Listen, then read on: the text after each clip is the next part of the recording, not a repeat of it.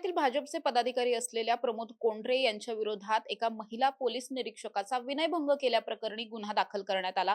यानंतर एक CCTV footage समोर आलं, ज्यामध्ये प्रमोद कोंढरे जे आहेत ते या महिला पोलीस अधिकारी जिथे उभे आहेत त्यांच्या मागे येऊन उभे राहताना दिसतायत। मात्र हा सगळा सीसीटीव्ही पाहिल्याच्या नंतर अनेकांना असा प्रश्न पडलेला आहे की केवळ मागे येऊन उभं राहणं म्हणजे विनयभंग असतो का? याला विनयभंग म्हणतात का? किंवा मग विनयभंग नेमकं कशाला म्हणतात? असे प्रश्न पडलेले आहेत। माझ्याबरोबर ज्येष्ठ कायदेतज्ञ ॲडव्होकेट मिलिंद पवार सर आहेत। त्यांच्याकडून जाणून घेणार आहोत की कायद्याच्या दृष्टिकोनातून खरं तर विनयभंग कशाला म्हणतात आणि त्याच्यावरती जर विनयभंगाचा एखाद्यावरती गुन्हा दाखल झाला तर त्यावरती काय नेमकी शिक्षा होऊ शकते। सर, टॉप न्यूज मराठीमध्ये तुमचं स्वागत आहे। काय सांगाल एकंदरीत आताचं हे प्रकरण विनयभंग कायद्याच्या दृष्टिकोनातून कशाला म्हटलं जातं? यामध्ये असं आहे की कुठल्याही एखाद्या महिलेची तिच्याशी गैरवर्तन किंवा तिच्या प्रायव्हसीला धक्का पोहोचवणं, तिच्याकडं वेगळ्या पद्धतीने बघणं, हावभाव करणं, एकटक बघत राहणं, अशा अनेक प्रकारच्या ज्या काही गोष्टी आहेत त्या सगळ्या विनयभंगाच्या प्रकारामध्ये मोडतात। आता त्यामध्ये पूर्वीचा भारतीय दंडविधान 354 खाली कारवाई व्हायची। आता नवीन कायदा आला BNS, त्यामध्ये सेक्शन 74 ते सेक्शन 75 पर्यंत कायद्याच्या तरतुदी त्यामध्ये आहेत। आता स्पेसिफिक हे प्रकरण जर आपण पाहिलं तर शेवटी कायद्यामध्ये असंही म्हटलं जातं की कुठलीही महिला स्वतःची आबरू चावडीवर आणत नाही, काहीतरी घडल्याशिवाय कोणी फिर्याद देत नाही। बऱ्याच वेळेला खोट्या केसेस असतात, ते न्यायालय ठरवतं खरी की खोटं, तो नंतरचा भाग आहे। पण आता हा स्पेसिफिक व्हिडिओ जर आपण पाहिला तर संबंधित त्या पोलीस उपनिरीक्षक निरीक्षक कुठल्या पदावर आहेत मला माहीत नाही, पण त्या गर्दीमध्ये कुठेतरी थांबल्यात। संबंधित व्यक्ती जाणीवपूर्वक त्या गर्दीतनं वाट खोडून त्या महिला अधिकाऱ्यांच्या मागे जाऊन थांबलाय। आता थांबल्यानंतर शेवटी CCTVचं बारकाईने आपण जर पाहिलं तर तो संबंधित कार्यकर्ता पदाधिकारी काय असेल ते त्या संबंधित अधिकाऱ्यांच्या महिला अधिकाऱ्यांच्या बरोबर मागे उभा आहे आणि महिला अधिकाऱ्यांचं असं म्हणणं आहे की त्यांनी वेगळ्या प्रकारे मला कुठला तरी स्पर्श केला, एकदा केला नाही दोनदा केला आणि म्हणून त्याने त्या प्रकारचा तो गुन्हा केला अशी त्यांची फिर्याद होती। पण ही फिर्याद आता शेवटी ह्या न्यायालयामध्ये ज्यावेळेला चार्जशीट येईल, खटला चालेल त्यावेळेचा भाग आहे। पण बेसिक त्यामध्ये असं आहे की शेवटी महिला अधिकाऱ्यांनी तक्रार तर केली, नुसती तक्रार केली नाही, CP साहेबांच्या कानावर घातल्यावर त्यांनी तो संबंधित CCTV पाहून खातरजमा केली। म्हणजेच 2 वेळा त्या संबंधित भाजपच्या पदाधिकाऱ्यांनी कुठला तरी गैरप्रकार त्या मॅडमच्या विषयी केला, त्यांना त्याची जाणीव झाली। शेवटी मग बॅड टच गुड टच वगैरे ते बरेच प्रकार आहेत आणि त्यांना काहीतरी वाटलं म्हणून त्यांनी फिर्याद दिली, ही वस्तुस्थिती। आता जनरली विनयभंगाच्या केसेस कुठं घडतात? डोमेस्टिक व्हायलन्सच्या केसेस, घरामध्ये फॅमिली काही वाद असतात, त्यातनं मग रागाच्या भरात कधीतरी घडल्या जातात। बऱ्याच वेळेला गैरसमज असतात, बऱ्याच वेळेला राजकारणातून घडल्या जातात। अशा प्रकारचे विनयभंग शेवटी न्यायालयासमोर दोषारोप पत्र आले की ते सिद्ध होतं, हा गुन्हा खरा आहे खोटा आहे।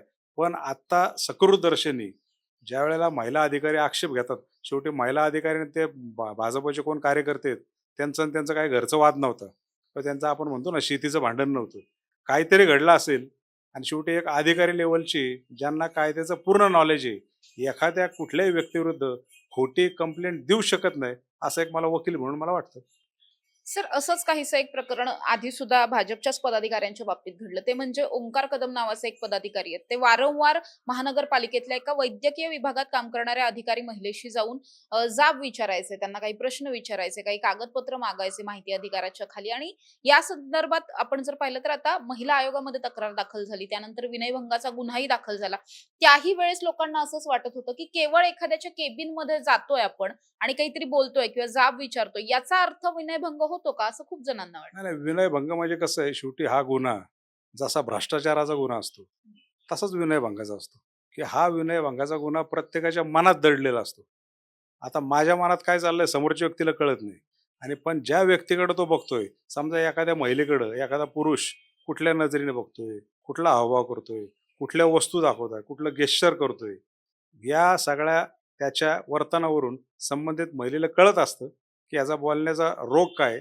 आता समजा हा कॉर्पोरेशनचं तुम्ही काहीतरी सांगितलं आता, त्या गुन्हा जर डोळ्यासमोर ठेवला तर संबंधित महिला अधिकाऱ्यांची खात्री झाली की ही व्यक्ती, समजा त्याचं एखादं काम आहे, पण ते कामाची पूर्तता त्यांनी मॅडमने सांगितलं असेल की अशी अशी झाली, पण तेच काम घेऊन जर तो वारंवारत असेल तर त्यामागचा उद्देश काय आहे, मग आल्यानंतर कुठल्या पद्धतीने बोलतो, हावभाव कसे करतो, वेगळ्या पद्धतीने त्यांना काही सिग्नल देतो का?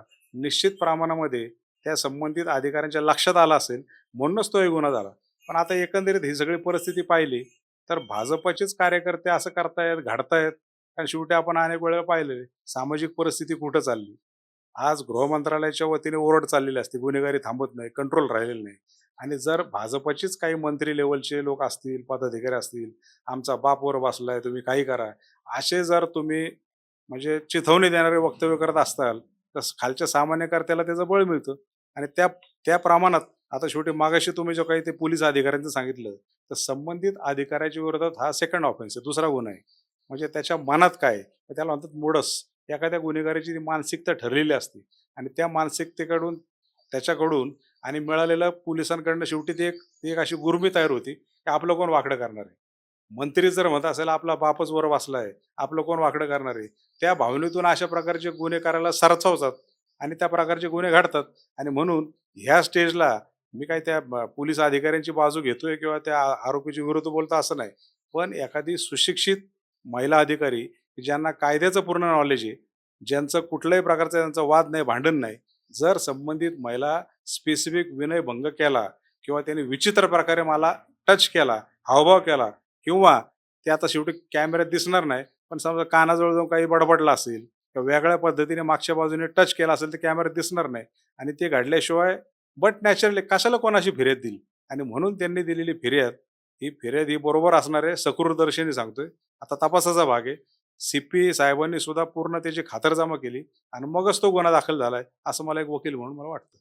सर, जेव्हा अशा पद्धतीचा विनयभंगाचा गुन्हा दाखल होतो, तेव्हा अनेकांना म्हणजे आता आपण प्रमोद कोंढरेंचंच प्रकरण पाहिलं, तर या प्रकरणात त्यांना अजूनही अटक झाली नाहीये. तर मग विनयभंगाची केस असून सुद्धा महिला पोलीस अधिकाऱ्यांनी फिर्याद दिलेली असूनही अटक का झाली नाही? हा प्रश्न सर्वसामान्य जनतेला पडलाय. तर या विनयभंगाच्या गुन्ह्यामध्ये शिक्षेची किंवा अटकेची तरतूद आहे का आणि कशा पद्धतीने प्रोसेस होते या गुन्ह्याची? आता यामध्ये 1 वर्ष ते 5 वर्षापर्यंत पनिशमेंट आहे. दखलपात्र गुन्हा आता नव्याने केलाय.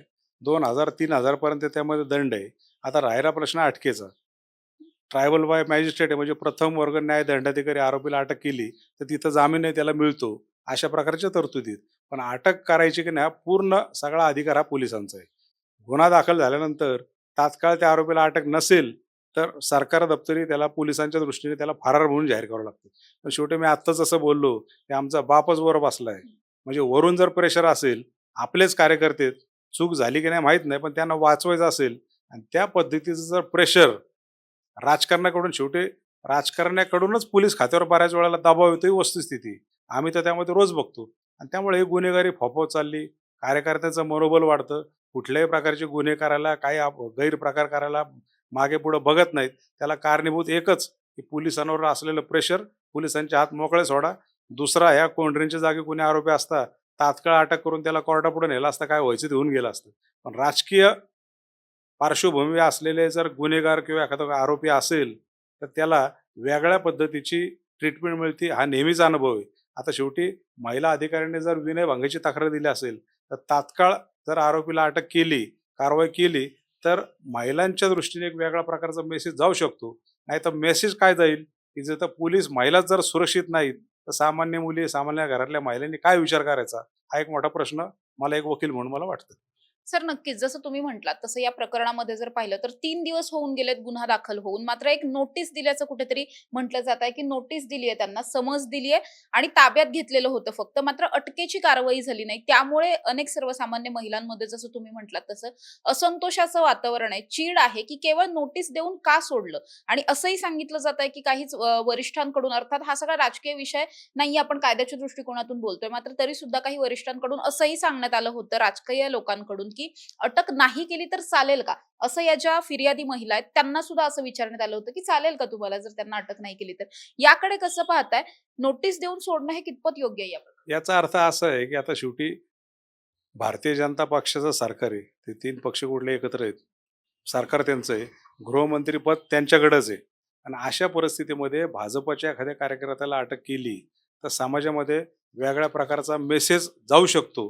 हे त्यामागचं धोरण असेल. शेवटी पोलीस अधिकारी, महिला पोलीस अधिकाऱ्यांनी तक्रार दिली, एफ-आय-आर दाखल झाली, हा एक पार्ट झाला. आणि दुसरा पार्ट म्हणजे त्या अनुषंगाने तपास करून तो न्यायालयासमोर तो गुन्हा सिद्ध झाला तर हा दुसरा भाग होईल. अजून ती प्रक्रिया सुरू व्हायची. म्हणून आता कसं आहे, फक्त आता आरोप झाले, ती FIR झाली म्हणजे तो आरोपी नाही. आणि म्हणून जास्तीत जास्त पक्षाची बदनामी होऊ नये, डॅमेज होऊ नये, म्हणून अशा आरोपींना शक्यतो अटक करायची नाही. वरून सूत्र फिरले असतील, पोलिसांना आदेश आले असतील, फक्त नोटीस द्या, संबंधित महिला अधिकाऱ्यांची समजूत काढा. अटक केली नाही चालेल का? आता शेवटी तक्रार दिल्यानंतर हा अटक करण्याचा अधिकार पोलिसांचा आहे. वरिष्ठ पोलिसांनी आदेश दिले तर खालचे पोलीस काम करतात. पण वरून जर दबाव असेल, म्हणून पोलीस हा गुन्हा वेगळ्या पद्धतीने न्यायालयासमोर न जाता बाहेरच्या बाहेर तडजोड कशी होईल, पक्षाचे आबरू कसे वाचेल, या पद्धतीने प्रयत्न होऊ शकतात, असं मला एकंदरीत या परिस्थितीवरनं वाटतं. सर, विनयभंगाबद्दल आपण बोललो, मात्र दुसरीकडे आपण बघतोय बीडचं एक प्रकरण ताजं आहे, जिथे एक महिला आहे, मुलगी आहे, विद्यार्थिनी क्लासमधली. तिच्या शिक्षकांकडून तिच्यावरती आपण पाहिलं तर कुठेतरी विनयभंग करण्यात आला. या सगळ्यामध्ये तिच्याबरोबर अश्लील चाळे करण्यात आले. त्यानंतर जेव्हा ती तक्रार द्यायला गेली तेव्हा सुद्धा तिचं कोणी ऐकून घेतलं नाही. या प्रकरणामध्ये आता पोक्सो अंतर्गत गुन्हा दाखल झालाय. हा नेमका कायदा काय आहे आणि यामध्ये कितपत शिक्षेची तरतूद आहे? आता कायदा म्हणजे त्यामध्ये पोक्सो खाली जर गुन्हा दाखल झाला असेल, ती मुलगी 18 वर्षाच्या आतमध्ये अल्पवयीन असणार. अल्पवयीन मुलीचे फोटो काढले, तिच्याशी गैरप्रकार केला, हे जर आरोप असतील तर पोक्सो खाली गुन्हा दाखल झाला. विशेष न्यायालयामध्ये आरोपीला हजर केलं जाईल. अटक नसेल तर तो अटकपूर्वासाठी प्रयत्न करेल आणि त्या पद्धतीने विशेष न्यायालयामध्ये पुढची सगळी प्रक्रिया चालेल. हा सगळा तो भाग झाला. पण एकंदरीत परिस्थिती पाहिली तर एक तर पोलिसांचा धाक कमी होत चाललाय की काय, ही एक भावना आहे. आणि दुसरी गोष्ट म्हणजे न्यायालयीन प्रक्रिया. आता अनेक पोक्सोंसाठी विशेष न्यायालयांची स्थापना केली, पण अनेक वर्षानुवर्ष पोक्सोच्या केसेस न्यायासाठी प्रलंबित आहेत. लवकर त्याचे निकाल होत नाहीत. ही देखील वस्तुस्थिती. आणि या सगळ्या परिस्थितीमुळं समाजामध्ये लोकांची भावना म्हणजे डेअरिंग वाढत चालली, असं एकंदरीत रोजच्या अनुभवावरून मला वाटतं. सर, या प्रकरणात जर पाहिलं तर जेव्हा ही विद्यार्थिनी जी आहे तिने तिच्या पहिल्यांदा मैत्रिणीला सांगितलं होतं, तर तिची मैत्रीण तिला असं म्हटले की ठीक आहे, ते आपले सर आहेत, आपण नको जास्त काही याचा इश्यू करायला. त्यानंतर तेव्हा जेव्हा ती दुसऱ्या सरांकडे गेली तेव्हा त्या सरांनी सुद्धा तिला तसंच पद्धतीचं उत्तर दिलं. त्यामुळे जेव्हा एखादा पोक्सोच्या अंतर्गत एखादा आरोपीवरती गुन्हा दाखल होतो तेव्हा हे जे बाकीचे जे आहेत, ज्यांनी पाठीशी घातलंय किंवा ज्यांनी हा गुन्हा दाबण्याचा प्रयत्न केलाय, त्यांच्यावरती गुन्हा दाखल होतो.